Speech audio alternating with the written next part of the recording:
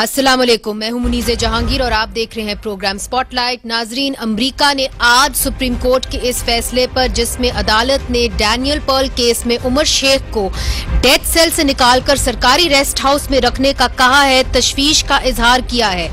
इस फैसले ने उन्होंने कहा है कि यह फैसला उनके लिए खतरे की घंटी है।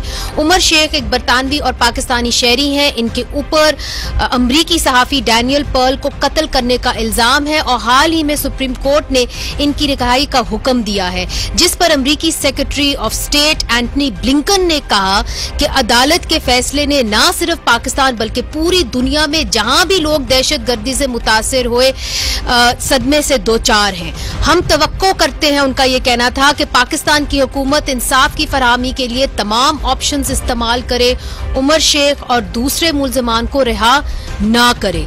डैनियल पर्ल केस का फैसला पाक अमरीका ताल्लुकात को खतरनाक मोड़ पर ला सकता है।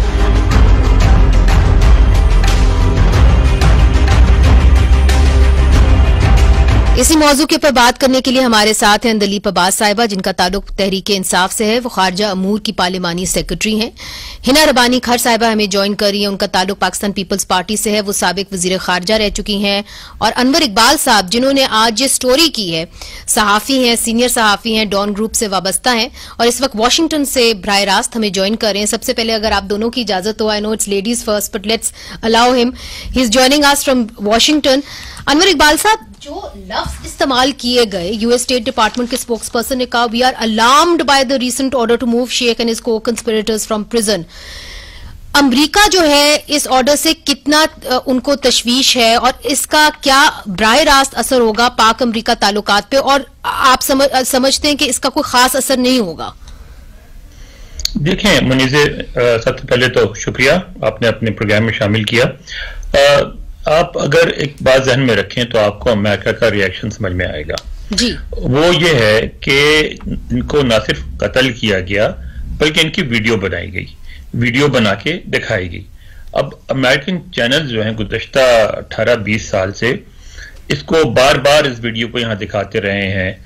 जब भी कोई तस्वीर लगती है तो उसी मौके की तस्वीर लगती है। पीछे हमारा अखबार भी आ जाता है कि एक दहशतगर्द डॉन पकड़े खड़ा हुआ है, दूसरा जो है गर्दन पे छुरी फेर रहा है।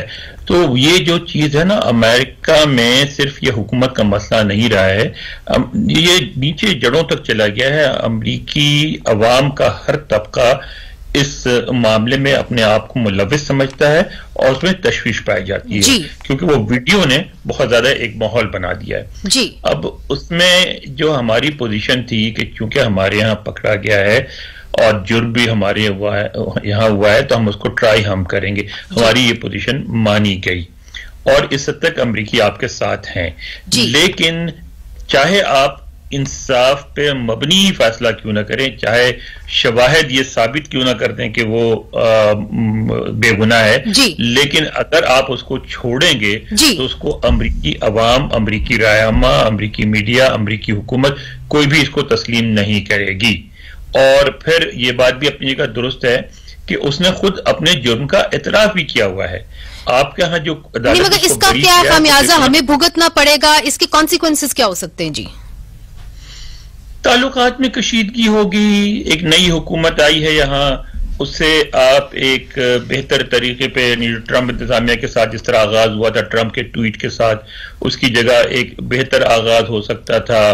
और आप देखे ना, हुआ ये कि वो सबको कॉल कर रहे थे उनके जो वजीर खारजा नए एंटनी ब्लिंकन, और उसके बाद अभी पाकिस्तान की बारी आनी थी, वो अल्फाबेटिकल चल रहे थे और उसमें उस गुफ्तगू में ये होता कि जाहिर है सारा फोकस दो तरफा ताल्लुकात पे होता, अफगानिस्तान पे होता, लेकिन अनफॉर्चुनेटली वो उनको वो कॉल जो है पहले करनी पड़ी और उसमें बाकी चीजें पीछे चली गई। सारी गुफ्तगू जो है, सारा फोकस जो है वो तो शुरुआत जो है वो अच्छी नहीं हुई और आपने कहा सारा फोकस जो है अब वो उमर शेख के ऊपर चला गया। हिना रबानी जी, आप चूंकि फॉरेन मिनिस्टर रह चुकी हैं, मुझे बताइए कि इसका असर क्या हो सकता है पाक अमरीका ताल्लुकात के ऊपर, चूंकि इस वक्त पाकिस्तान हुकूमत भी कशमकश में है और कोई भी हुकूमत होगी, इसलिए चूंकि अदालत ने तो कम्यूट कर दिया जी, 18 साल वो ऑलरेडी जेल के अंदर रह चुके हैं उमर शेख साहब। अब चूंकि रिव्यू में सिंध हुकूमत भी जाएगी और اور فیڈرل گورنمنٹ بھی جائے گی تو ریویو کے اندر تو بڑا کم سکوپ ہوتا ہے کہ وہ پوری ڈیسیجنز جو ہیں وہ پھر سے ہو جائیں. تو اس وقت جو گورنمنٹ ہے وہ بڑی کشمکش میں ہے چونکہ ایک طرف سے عدالت ہے, دوسری طرف سے باہمی تعلقات ہیں. دیکھیں مطلب we don't live in a utopian world, اور foreign relations management specially Pakistan کے لیے آبویسلی یو ایس کے ریلیشن بہت امپورٹنٹ ہے, اور میری نظر میں اس وقت یو ایس کے ساتھ ہمارے ریلیشنز اور یو ایس میں یہ چینج آف گورنمنٹ آنا پاکستان کے لیے انٹرسٹنگ چیز اس طرح بنتی ہے بیکاز اس گورنمنٹ کا فوکس, بائیڈن گورنمنٹ کا فوکس, بائیڈن ایڈمنسٹریشن کا فوکس یقیناً تھوڑا سا ہیومن رائٹس کے اوپر, باقی انٹرنیشنل گڈس کے اوپر واپس جائے گا جو امریکہ کا ایک نارمل پالیسی کا رول رہا ہے, جس کو ٹرمپ نے بالکل ختم کر دیا تھا, جو ہمارے لیے اس طرح سے اچھا ہوتا ہے بیکاز ہم دیکھ رہے ہیں کہ ہندوستان میں اس وقت کشمیر میں کیا ہوا اور وہ فوکس لانا ہمارے لیے بہتر ثابت ہو سکتا تھا. However, اس والے کیس کے اوپر یقیناً امریکہ میں اپنی یہ لوگوں کی رائے اینڈ آلسو ایڈمنسٹریشن کا فوکس اس پہ ضرور رہے گا because this was a major event, this was a major incident جو 10-15 سال گزرنے کے بعد بھی it will continue to haunt you. اور اگر آپ وہ دونوں ٹویٹس دیکھیں جو ایک میں وہ انڈین فارن منسٹر کے ساتھ اپنی بات یہ ذکر کر رہے ہیں اور اس میں وہ کس طرح تعلقات کی بات کریں, اور دوسری طرف وہ جو شاہ محمود قریشی صاحب کے ساتھ بات کریں اس میں تمام کا تمام فوکس اسی پہ رہا. So this habit and there is a bit of a habit of, because دیکھیں اس وقت ہم سارے جانتے ہیں کہ یو ایس کے پاس وہ مورل اتھارٹی نہیں ہے جو اس کے پاس آج سے 10 سال پہلے تھی, بیکاز یو ایس کے اندر جو ہوا کیپٹل ہل کے اندر everywhere it has lost a lot of that moral authority. But what you're saying is کہ focus, جس طرح انور صاحب کہہ رہے ہیں, focus will now come solely on the Umar Sheikh issue. But I think the government should be able to manage it better because review میں جانا, you need to give them the comfort that we are very keen on this. All right. And let's ask them this. اندلیپ صاحبہ, اب تو in principle federal government نے یہ فیصلہ کر لیا کہ جی ہم سپریم کورٹ میں ریویو میں جائیں گے, مگر ریویو کے اندر مجھے یہ بتائیے کہ کیا آپ چاہتے ہیں کہ زیادہ وسیع بینچ ہو, کیونکہ ریویو کے اندر اگر فیصلہ تبدیل کبھی بڑا ہم نے کم ہوتے ہوئے دیکھا ہے, زیادہ تر وہی فیصلہ برقرار رہتا ہے چونکہ انہی ججز کے سامنے جاتا ہے, اسکوپ بہت کم ہوتا ہے. جی شکریہ منیزہ. آئی تھنک یہ دیز آر ویری کیا کہتے ہیں امپورٹنٹ ٹاپکس. ریلیشن شپ بڑی امپورٹنٹ ہوتی ہے اور یہ ایک جنکچر ایسا ہے جہاں America has a new leadership and ان کے جو پچھلے 4 سال تھے اس کے اندر they are trying to re-image themselves, and Pakistan is very keen on a good relationship with America, and especially جب افغانستان کے ساتھ ہمارے جو رول تھا اس کی وجہ سے پاکستان کے تعلقات امریکہ سے بہتر ہونے شروع ہو گئے تھے اور اینڈ میں جا کے تو بہت پازیٹیو باتیں بھی آنی شروع ہو گئی تھی. تو Pakistan is very conscious of that. We as a country value that very much, اور ہم چاہیں گے کہ جیسے ابھی بھی ہماری جو بات چیت ہے وہ صرف اس کیس پہ نہیں ہے, آبویسلی وائڈ رینجنگ ٹاپکس پہ ہے, سینسٹیو ایشو ہے کیونکہ سپریم کورٹ میں ہے, اینڈ سپریم کورٹ کی اپنی ایک اس کو دیکھنے کی اپنی لیگل ایک طریقہ ہے. ہاں ہم ریویو میں گئے ہیں, ہم نے لارجر بینچ آپ نے گورنمنٹ ریکویسٹ کی ہے کہ نہیں؟ I am not privy to the legal details of it, لیکن آئی ایم شیور ہر آپشن کو دیکھا جا رہا ہے بیکاز ہم چاہتے ہیں as a government and as a person as a country who holds justice and sovereignty very high کہ ہم وہ کام کریں جو کہ ہر طرح سے ایک جسٹ اور فیئر کام ہو. اندلیپ صاحبہ, یہ جو خبر آئی ہے اور بار بار اس کو انٹرنیشنل میڈیا بھی کوٹ کرتا ہے کہ آپ کے ابھی جو وفاقی وزیر ہیں بریگیڈیئر اعجاز شاہ, اس وقت وہ پنجاب کے ہوم منسٹر تھے, اور عمر شیخ صاحب نے جب تفتیش ہوئی تو انہوں نے یہ بتایا اپنے تفتیشی افسر کو کہ جی میں نے اپنے آپ کو ان کی حراست میں بلکہ ان کے گھر میں جا کے رہا, 1 ہفتہ وہ ان کے گھر رہے, اس کے بعد انہوں نے اپنے آپ کو پولیس کے حوالے کیا. تو اس کے دوران جو ایک انویسٹیگیشن تھی وہ ہیمپر ہو گئی, وہ صحیح طریقے سے سامنے نہیں آئی. اب کیا آپ کی کابینہ میں جو وہ بیٹھے ہوئے ہیں وزیر, ان سے کسی نے پوچھا کہ جی وہ آپ کے گھر آ کے رہے اس سے پہلے کہ انہوں نے پولیس کو اپنے آپ کو حوالے کیا پولیس کے, اس کا کسی نے ان سے سوال کیا یہ بات کی؟ دیکھیے آپ خود ہی کہہ رہی ہیں کہ یہ واقعہ کوئی 2002 کا ہے. نہ وہ ہماری گورنمنٹ تب تھی نہ ہمارے منسٹر تھے اور میں نے تو ابھی آپ سے یہ بات سنی ہے. سو آج بی بی سی میں بھی چھپی ہوئی ہے. ہاں شاید بی بی سی میں بھی چھپی ہوگی. So I am not aware of that. اور چونکہ ہم میں سے کوئی بھی گورنمنٹ میں موسٹلی ہم جو جتنے لوگ ہیں فارن منسٹری میں بھی we were not at that part of the government. I don't think so کہ کوئی ایسی بات ابھی تک گئی ہے. بٹ اگر کیس کے اندر کوئی ایسی کمپلیکسٹیز آئیں یا کوئی ریکوائرمنٹس آئیں جس میں یہ پوچھ گچھ کرنی پڑی یا پتہ کرنا پڑا کہ جی کیا ڈیٹیلز تھی اس کی, تو I M sure we'll do it. All right. Anwar Iqbal صاحب, یہ جو ایک ایسپیکٹ ہے اس کیس کا, اور یہ پہلے بھی پتا تھا, اس کے اوپر رپورٹنگ بھی ہوتی رہی ہے کہ عمر شیخ صاحب نے اپنے آپ کو حوالے کیا تھا بریگیڈیئر اعجاز شاہ کے, اور اس وقت وہ ہوم منسٹر تھے, ہوم سیکرٹری تھے پنجاب کے. اب وہ اسی حکومت کے اندر ایک وزیر ہیں اور کابینہ میں بیٹھتے ہیں, تو اس کو کیسا دیکھا جائے گا وہاں پہ؟ دیکھیں, اس طرح کے بہت سارے مسائل ہیں. ٹھیک ہے, امریکہ اس بات کو تسلیم کرتا ہے کہ افغانستان کے جنگ کے دوران امریکہ, سعودی عربیہ, دوسرے ممالک جو ہیں وہ مجاہدین کے ساتھ انوالو رہے. اس میں پھر ساری عرب دنیا سے اور دوسرے ملکوں سے دہشت گرد آئے اور وہ روس کے خلاف جہاد میں شریک ہوئے. اور امریکہ میں جب گفتگو ہوتی ہے تھنک ٹینکس میں یا کسی بریفنگ میں, اس بات کو بھی مانا جاتا ہے کہ سب کا خیال تھا کہ سوویت یونین جو ہے اس طرح کولیپس نہیں کرے گا, تو ہمارے لیے سب کے لیے ون ون صورت ہوگی, سوویت یونین بھی ویکن ہوگا اور یہ سارے جو ایکسٹریمسٹ ہیں وہ بھی رشین کے خلاف لڑ کے مر جائیں گے. ایسا نہیں ہوا, سوویت یونین کولیپس کر کے اب پھنس گئے. ان باتوں کو سمجھتے ہیں, لیکن وہ یہ کہتے ہیں کہ جب 9/11 کے بعد آپ نے ایک فیصلہ کر لیا کہ آپ اس طرف نہیں جائیں گے, اس طرف رہیں گے, تو پھر آپ اس طرح پوری طرح کیوں نہیں آ جاتے؟ آپ بار بار اپنے لنکس کیوں مینٹین کرنا چاہتے ہیں؟ اس بات پہ کہ ہاں بہت تشویش پا جاتی ہے. دوسری بات میں کچھ پہ ایڈ کرنا چاہتا ہوں. ایک تو ہمارا جو سینس آف ٹائمنگ جو ہے نا وہ بڑا امیزنگ ہے. We have a unique sense of timing. F-16 پہ بحث ہونی ہے, کانگریس پہ F-16 پاکستان کو ملنے والے ہیں, وہاں سے ہم ایسی خبر وہاں سے آ جاتی اسلام آباد سے, اور ہماری حکومت نے انیشیٹ کیا تھا, ضیاء صاحب تھے اس وقت, پاور نے انیشیٹ کیا کہ نیوکلیئر ساری فوکس چلی گئی, وہ F-16 ڈیلے ہو گئے. ٹھیک ہے, اب ابھی ایک نئی سٹارٹ ہو رہی تھی, سارا کچھ ہو رہا تھا, سپریم کورٹ میں ڈیسیشن بھی ہونا تھا, تو گورنمنٹ جا کے ان سے کہہ سکتی تھی کہ یار آپ 1 مہینہ ڈیلے کر دیں, ابھی نئی گورنمنٹ آئی ہے, اس کو چلنے دیں, دیکھیں کیا ہوتا ہے اس کے بعد. لیکن آپ نے عین اس وقت جب آپ سے بات کرنے والے تھے آپ نے یہ کام کر دیا, اب آپ پہ سارا فوکس اس پہ چلا گیا. ایک تو ہماری سینس آف ٹائمنگ ہے, یعنی ڈیسیژن ڈیلے بھی تو ہو سکتا تھا. واٹ یو آر سیئنگ از کہ یہ فیصلہ ڈیلے بھی تو ہو سکتا تھا. ہاں ڈیلے ہو سکتا تھا, مینیج ہو سکتا تھا, جیسے ہنا ربانی صاحبہ نے کہا چیزوں کو مینیج کرنا ہوتا ہے. سب سمجھتے ہیں کہ کوئی بھی اسٹیٹ جو ہے, کوئی بھی گورنمنٹ اوور نائٹ چیزیں نہیں کر سکتی, لیکن مینیج تو کر سکتی نا. یہ ان سے پوچھتے ہیں, ہم پتہ نہیں کیا ہیں جی یہ چونکہ یہ اہم تعلقات ہیں. ظاہر ہے امریکہ جو ہے وہ ملک میں, مطلب پوری دنیا میں سب سے بڑا ایک ملک ہے جس کے ساتھ ہمارے بڑے اچھے تعلقات رہے بھی ہیں. جس طرح یہ کہہ رہے ہیں کہ جی بہتر طریقے سے مینیج ہو سکتا تھا, اور جہاں پہ 18 سال وہ کیس چلتا رہا تو کچھ مہینے اور بھی چل سکتا تھا. پہلے آپ اپنے تعلقات ٹھیک کر لیتے, پھر آپ وہ جو کیس کا ورڈکٹ ہے وہ آپ ریویل کر دیتے.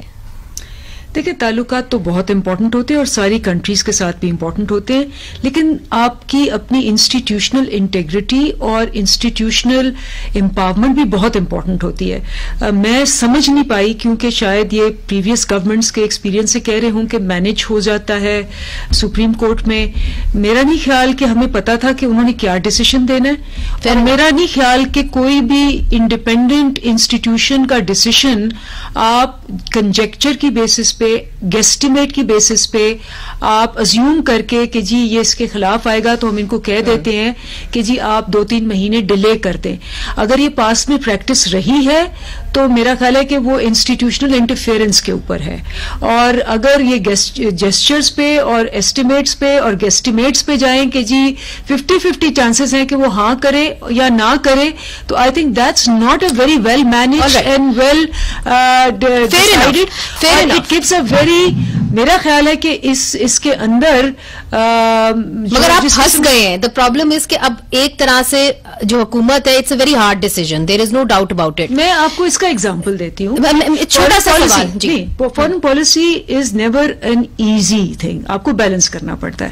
ابھی جب ایران اور امریکہ کا بہت تقریباً وار ہونے والی تھی ٹرمپ کے زمانے میں, تو بہت سے لوگوں نے ہمیں بہت کرٹیسائز کیا اس بات پہ کہ جی آپ کیوں کرنا چاہتے ہیں, بٹ ہم نے بڑا کلیئر بیان دیا. ہم نے کہا کہ جی ہم اس ایسکلیشن کو نہیں چاہتے, اینڈ یو ایس میں وڈ ہیو لائکڈ کہ ہم شاید کہتے کہ نہیں جی اب آپ جو مرضی کریں, ویل بی انڈیفرنٹ اور واٹ ایور. یہاں آپ ایران نے یہ کیا ہے, بٹ وی ٹوک اے اسٹینڈ, وی سیڈ کہ ہم اس کو ایز اے میڈیٹر اس کو ڈی ایسکلیٹ کرائیں گے, and we went to Iran and we talked about it and it came out better. ہر دفعہ جو سب سے ایکسپیکٹڈ, اور اٹس ویری ایزی ٹو سے کہ یار مینج کر کے آپ نے سپریم کورٹ کو سمجھا دیا ہوتا, سپریم کورٹ کا کہا ہوتا کہ 7 مہینے بعد طرف رکھ دیجیے. دیکھیے انہوں نے جو اسٹیٹمنٹ دی ہے U S state secretary Antony Blinken نے, انہوں نے کہا we are also prepared to prosecute Sheikh in the United States for his horrific crimes against an American citizen. اب وہ کہتے ہیں کہ جی ایکسٹراڈیشن ٹریٹی تو ہماری نہیں ہے, مگر ایک ایکسٹراڈیشن ایکٹ ہے برٹش انڈیا اور یونائٹڈ اسٹیٹس کے درمیان, اور اس کو ہم انووک کریں گے, اور ہم چاہتے ہیں کہ عمر شیخ کو ایکسٹراڈائٹ کر لیں. دیکھیے پہلی بات تو یہ ہے کہ you talking to the wrong person, کیونکہ مجھے بالکل لیگلی اور ٹیکنیکلی ان چیزوں کا کوئی علم نہیں ہے. The question is really how will this impact, I mean how can you ensure کہ یہ اس طریقے سے امپیکٹ نہ کرے کہ پاک امریکہ جو تعلقات ہیں وہ اسی کے اوپر ہاسٹیج ہو جائیں. پہلی بات تو یہ کہ آئی ایم شیور کہ this will not be a single point agenda with تعلقات کے اندر بہت سی باتیں ہوتی ہیں. جیسے آپ نے وہ شکیل آفریدی کا دیکھا تھا, عافیہ صدیقی کا دیکھا تھا, بہت سی ایسے واقعات ہوتے ہیں اور تعلقات اس سے بہت براڈ ہوتے ہیں, اور اس وقت پاکستان کی ایک بہت پرومیننٹ رول ہے وز افغانستان. سو یہ کہنا کہ جی اگر ہم عمر شیخ پہ سارے تعلقات ٹھیک ہو جائیں گے یا غلط ہو جائیں گے, I think that will be overstating اور understating the issue. I think this is one of the things that will happen, and obviously ہمارا جو پورا اس کا stance ہے وہ یہی ہے کہ we will try to do the maximum justice point we can. All right. And we are also in link with all the relevant people, and میرا خیال ہے کہ وہ ایک appreciation point دونوں طرف سے آئے گا کہ ہم دونوں sincere ہیں اس ایفرٹ میں کہ بیسٹ ہونا چاہیے. That's the most important thing, کہ trust build ہو. نتیجہ کئی دفعہ فار ایگزامپل عافیہ صدیقی کا نتیجہ ہمیں شاید پسند نہ ہو, ٹھیک ہے, لیکن پھر بھی ہم ٹرائی کرتے رہتے ہیں, اور اس کی بیسس پہ تعلقات جو ہیں وہ ڈپ ڈاؤن یا ڈپ اپ نہیں ہوتے. ریمن ڈیوس کا کیس تھا, سو مینی ادر کیس. ٹھیک ہے. سو انور اقبال صاحب یہاں پہ جو اندلیپ ہیں وہ ایک اپنا جو پوائنٹ ہے وہ یہ کہہ رہی ہیں کہ جی ایک ایشو کے اوپر یا ایک انسیڈنٹ کے اوپر جو باہمی تعلقات ہیں ان کا اتنا برا اثر اس کے اوپر نہیں ہوتا. ہم کوشش کریں, آفٹر آل یہاں پہ عدالتیں ہیں, عدالتیں انڈیپینڈنٹ ہیں, اور اگر آپ اس طریقے سے بھی دیکھیے کہ جو عمر شیخ صاحب ہے 18 سال آلریڈی جیل کے اندر گزار چکے ہیں. دیکھیں منیزے, سب سے پہلی بات یہ ہے کہ بالکل یہ صحیح کہہ رہی ہیں کہ ون پوائنٹ جو ہوتا ہے سنگل پوائنٹ بیسڈ ریلیشن شپ نہیں ہوتی. ریلیشن شپ جو ہوتی ہے ملٹی ڈائمینشنل ہوتی ہے, اور اس میں بہت ساری ایشوز ہوتے ہیں, اور اس میں سب سے جو کی ایشو ہے وہ ہے افغانستان. اور افغانستان میں جو بائیڈن گورنمنٹ ہے وہ ظاہر ہے اس میں بھی ہم تھوڑا سا ٹینشن آنے والی ہے کہ بائیڈن گورنمنٹ اب فوری طور پہ فوج نہیں نکالے گی, طالبان اس پہ انسسٹ کریں گے, لیکن وہ ٹینشن ہمارے فیور میں جائے گی, اس لیے کہ پھر پاکستان کے لیے روم کریٹ ہوتا ہے, اسپیس کریٹ ہوتی ہے نیگوشیٹ کرانے کا طالبان اور امریکہ کے بیچ. تو آپ کا جو کی فوکس افغانستان ہوگا, اس میں کوئی شبہ نہیں ہے, لیکن چھوٹے چھوٹے ریٹرنس ہوتے ہیں جن کو اوائڈ کیا جا سکتا ہے. جس بات کی اس میں ضرورت نہیں تھی, ایک ڈیسیشن سپریم کورٹ کا آ چکا تھا, اس پہ امریکہ کا اسٹرانگ ریئیکشن آ چکا تھا, اس پہ بات چیت کی جا سکتی تھی, لیکن ہم ہمیشہ ہمارا نی جرک ریئیکشن ہوتا ہے صرف اس گورنمنٹ کو. یہ گورنمنٹ نہیں, ہمیشہ ہم نی جرک ریئیکشن کرتے ہیں اور بعد میں پھر اس کو مصیبتوں کو سلجھانے کی کوشش میں لگے رہتے ہیں. اب مثلا ایکسٹریڈیشن کی آپ بات کریں, عمر شیخ پیدا ہوئے برطانیہ میں، برطانوی شہری بھی ہیں، زیادہ برطانوی شہری ہیں ہمارے کم ہیں.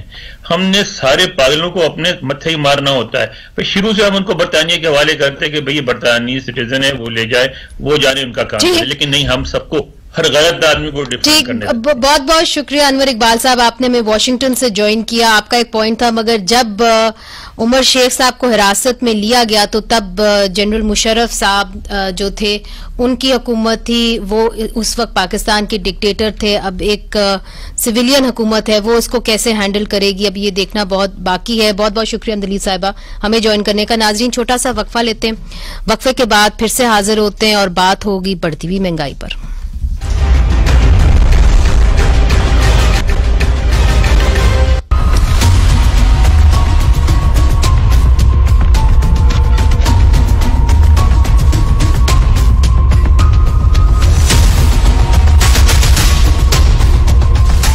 ویلکم بیک ناظرین. 2020 میں پاکستان میں مہنگائی کی شرح دنیا میں سب سے زیادہ تھی، یعنی 14.6%، پر آج یہی مہنگائی کی شرح 5.7% پر آ چکی ہے.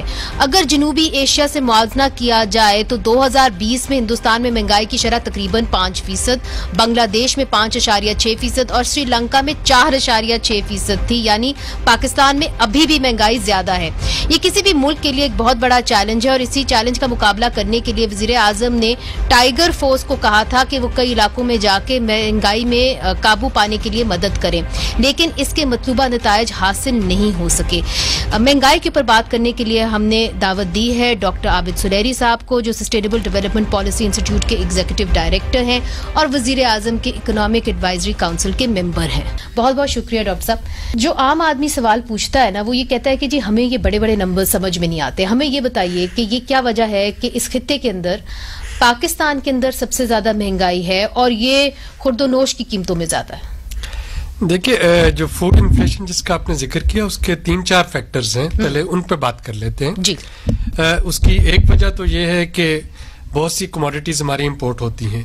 جیسے ہمارا خوردنی تیل جو ہے، کوکنگ آئل، پام آئل، وہ سارا کا سارا امپورٹ ہوتا ہے.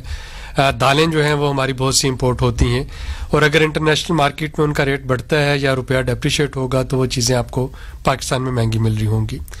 اس کی دوسری وجہ جو ہے وہ یہ ہے کہ جو ہماری پیرشیبل کموڈیٹیز ہیں، جیسے آج کل ٹماٹر، آپ کو پتہ ہے کہ ابھی کراچی میں آپ چیک کریں تو 20-25 روپے کلو مل رہے ہیں، اور یہی ٹماٹر پچھلے مہینے 150 روپے کلو کے قریب جا رہے تھے. بالکل، بہت فلکچویٹ ہوتا ہے. تو جو پیرشیبل کموڈیٹیز ہیں، چونکہ ان کے لیے ہمارے پاس اسٹوریج سسٹم نہیں ہے، تو یا تو ایک دم سے اس کا گلٹ آتا ہے بہت زیادہ تعداد میں، جو سیزن جب شروع ہوتا ہے تو فارمر دونوں طرح سے لاس میں جا رہا ہوتا ہے بیچارہ. تو یا تو بہت زیادہ تعداد میں اس کی پروڈیوس ہوتی ہے اور اس کا کوئی خریدنے والا کوئی نہیں ہوتا ہے، اور اگر وہ شارٹیج ہو جائے اس کی تو پھر وہ کنزیومر جو ہے اس کو اس کا لاس اٹھانا پڑتا ہے. اور ایک وجہ یہ ہے. تو ہم نے دیکھا کہ عید ہو تو ایک دم سے بڑی عید پہ پیاز اور ادرک اور یہ چیزیں مہنگی ہو جاتی ہیں. چھوٹی عید آتی ہے، میں بھی بہت مہنگی ہو جاتی ہے. چھوٹی عید آتی ہے تو پھل ایک دم سے مہنگے ہو جاتے ہیں. دیٹ از اے سیکنڈ کہ آپ کے پاس اسٹوریج کا سسٹم نہیں ہے. تیسرا جو اس میں ہے وہ یہ ہے کہ جو واگا کے راستے ہماری ٹریڈ ہو رہی تھی، وہ انڈیا اور پاکستان کے درمیان قیمتوں کو ایٹ لیسٹ جو یو پی اور دلی، پنجاب، وہاں پہ ہریانہ میں اور پاکستان میں قیمتوں کو وہ ایکولائز کر دیتی تھی. ہمارے یہاں ادرک کی شارٹیج آتی تھی، ہمارے یہاں لہسن مہنگا ہوتا تھا، پیاز مہنگا ہوتا تھا، ٹماٹر، کیلے، فوری طور پہ آپ کی بارڈر سے ٹریڈ جو تھی وہ چل رہی ہے، اور یہی چیز وہاں پہ ہوتی تھی. اب وہ رک گئی ہے، وہ پلوامہ کے بعد سے وہ رکی ہوئی ہے. اور یہی وجہ ہے کہ لاسٹ ٹائم جب ٹماٹر جو تھے، جب اس کا کرائسس آیا تھا تو ٹماٹر ہمیں ایران سے امپورٹ کرنا پڑے تھے. بالکل بالکل. تو وہ ادروائز وہ آپ کے امرتسر سے آ جاتے تھے اور فوری طور پہ یہاں کی مارکیٹ جو ہے اس کو اسٹیبلائز کر دیتے تھے. مجھے ایک سوال کا یہاں پہ اجازت دیجیے، وہ یہ ہے کہ آپ نے کہا کہ ٹریڈ رک گئی ہے. پاکستان تو چاہتا ہے کہ جی ٹریڈ پھر سے شروع ہو جائے. Where is the lapse? Because اگر ہندوستان کے نیوز پیپرز پڑھیں تو وہ کہتے ہیں جی کہ اس کے اندر صرف ہندوستان کا ذمہ داری نہیں ہے، یہ پاکستان کی بھی ہے اور ان کا بھی قصور ہے.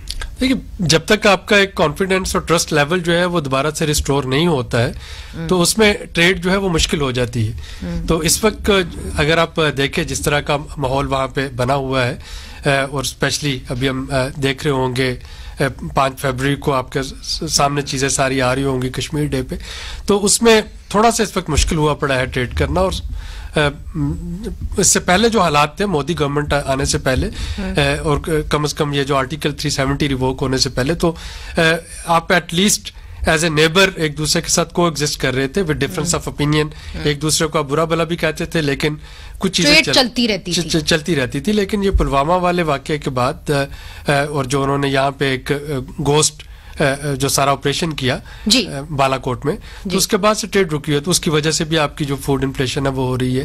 ایک اور جو بڑی وجہ ہے خوراک کی قیمتوں میں اضافے کی, ہمارے پاس فگرز اور جو اسٹیٹسٹکس ہے وہی ریلائبل نہیں ہوتی ہے. یعنی ہم یہ کہتے ہیں کہ جی اچھا گندم ہماری جو ہے وہ 26 ملین 27 ملین میٹرک ٹن ہوگی, بعد میں پتہ چلتا ہے جی وہ تو 24 ملین میٹرک ٹن ہوئی. اور وہ بھی آپ کو پتہ ہے کہ یہ سارے جو نمبرز آتے ہیں یہ محکمہ مال سے آتے ہیں, جو پٹواری کے کاغذات ہوتے ہیں, اس کو گرداوری بولتے ہیں. تو وہ دیکھتا ہے کہ اچھا جی اتنے رقبے پہ گندم بوئی گئی, اتنے رقبے پہ چاول بوئے گئے, وہاں سے اسٹیمیٹ لگ کے کہ جی ایوریج اتنی گندم ہوگی. تو جب تک آپ کے پاس ایک سائنٹیفک بیس ہی نہیں ہے, یعنی جیسے ہماری اس وقت سینسس کا حال ہے کہ آپ کو نہیں پتا کہ آپ 220 ملین ہے یا 210 ملین ہے یا 230 ہے, اسی طریقے سے آپ کی یہ اجناس کا حال ہے. ہمیں نہیں پتا ہوتا ہے کہ گندم جو ہے وہ واقعتاً جب کہا جاتا ہے کہ 26 ملین میٹرک ٹن ہے تو واقعی 26 ہے یا 24 ہے یا 28 ہے. اور جب آپ کے پاس یہ فگرز ریلائبل نہیں ہوتے تو اکثر تو جاننے والا کام تو اکثر جو امپورٹ اور ایکسپورٹ کے ڈیسیژن ہے وہ رانگ ہو جاتے ہیں. یعنی جیسا شوکت عزیز صاحب کی گورنمنٹ میں ہوا وہ بالکل اسی طرح سے پچھلی دفعہ بھی ہوا کہ آپ ایک طرف سے چینی ایکسپورٹ کر رہے ہیں, پھر آپ کو امپورٹ کرنا پڑ رہی ہے. گندم جو ہے وہ آپ ایکسپورٹ کرنے کی بات کر رہے ہیں, پھر آپ کو امپورٹ کرنا پڑ رہی ہے. تو جب تک آپ کے پاس یہ نمبرز اور ڈیٹا جو ہے یہ ریلائبل نہ ہو تو وہ بھی پھر ایک دم سے مہنگائی کا باعث بنتا ہے. اور آخری وجہ جو ہے وہ ڈیفینیٹلی مینجمنٹ فیلئر ہے. اس پہ آئیے مینجمنٹ فیلئر پہ, چونکہ وزیر اعظم عمران خان نے ٹویٹ کی کوئی 6 ہفتے پہلے, انہوں نے کہا جی نیشنل ایوریج چینی کی جو ہے وہ 81 روپیز ہے پر کے جی, مگر اس کے فوراً بعد جو چینی ہے وہ 100 روپے کی ہوگی. تو how can they not keep control of this? کیا ہوڈنگ ہو رہی ہے؟ شوگر ملک کا تو جو ہے وہ تو دو اس میں فیکٹرز آ رہے ہیں. ایک تو یہ ہے کہ اس میں مڈل مین جو ہے وہ فارمر سے بلک میں لے کے اور پھر شوگر ملز کو بلیک میل کر رہا تھا. دوسری طرف شوگر ملز جو ہیں وہ بھی تو اپنے نمبر یا اپنے اسٹیٹسٹکس نہیں دیتی. ابھی تک پاکستان میں کوئی ایسا ڈپارٹمنٹ یا منسٹری نہیں ہے جس کو یہ معلوم ہو, اور یہ میں بڑی ذمہ داری سے کہہ رہا ہوں آپ کے اس چینل پہ, کہ جس کو یہ معلوم ہو کہ شوگر مل جب اپنی چینی بیچتی ہے تو اس کے پاس ریکارڈ ہو کہ کن ڈیلرز کو یا کون سے اس کے ہول سیلرز ہیں جن کو اس نے وہ چینی بیچی ہے اور کتنی مقدار میں بیچی ہے. تو جب آپ کے پاس یہ ڈیٹا ہی نہیں, ایف بی آر جو ہے وہ بھی ٹریس اینڈ ٹریک سسٹم جو ہے امپلیمنٹ کرنے کی کوشش کر رہی ہے, اب وہاں پہ ویڈیو کیمراز لگانے کی کوشش کی جا رہی ہے. تو جب آپ کو پتہ ہی نہیں کہ ایک مل میں جو چینی بنی وہ کس کو بیچی گئی, وہ میں نے خریدی, آپ نے خریدی, ہم نے ہولڈ کر لی, ہم ویٹ کر رہے ہیں کہ اچھا جب مہنگی ہوگی پھر اس کو مارکیٹ میں لے کے آئیں گے. تو چینی کا تو یہ سلسلہ چلا. گندم جو تھی, گندم چونکہ اس سے 2019 میں اس پہ کرائسس آیا تھا, 2020 میں پنجاب گورنمنٹ تھوڑی سی زیادہ اوور ریئیکشن کر گئی.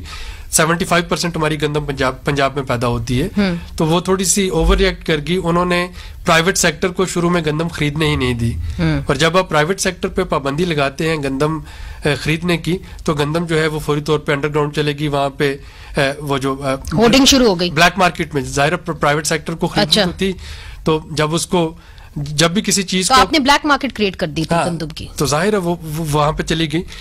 دوسرا اس میں جو ہمارا ایشو آیا گندم کا کہ ہماری جو منیمم سپورٹ پرائس تھی روپی میں, جب وہ ڈالر ٹرم میں آپ دیکھیں تو 40% چونکہ ڈیپریشیٹ ہو گئی تھی.